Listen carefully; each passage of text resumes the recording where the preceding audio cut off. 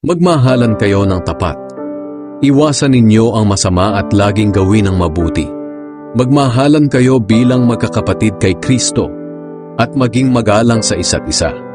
Huwag kayong maging tamad, kundi magpakasipag at buong pusong maglingkod sa Panginoon. At dahil may pag-asa kayo sa buhay, magalak kayo.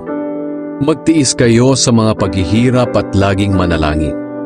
Tulungan ninyo ang mga pinapanalang Diyos na nangangailangan at patuloyin ninyo sa inyong mga tahanan ang walang matutuluyan.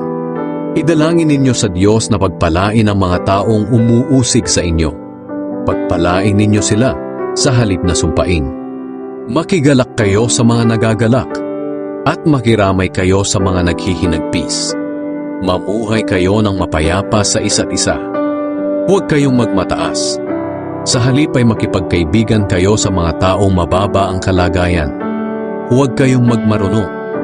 Huwag ninyong gantihan ng masama ang mga gumagawa sa inyo ng masama. Gawin ninyo ang mabuti sa paningin ng lahat. Hanggat maaari mamuhay kayo ng mapayapa sa lahat ng tao. Mga minamahal, huwag kayong maghihiganti. Ipaubaya ninyo iyan sa Diyos. Sapagkat sinabi ng Panginoon sa kasulatan, "Ako ang maghihiganti. Ako ang magpaparusa." Kaya, kung nagugutom ang iyong kaaway, pakainin mo. Kung siya'y nauuhaw, painumin mo. Dahil kapag ginawa mo ang mga ito, mapapahiya siya sa kanyang sarili. Huwag kayong patatalo sa masama, kundi talunin ninyo ang masama sa pamamagitan ng paggawa ng mabuti.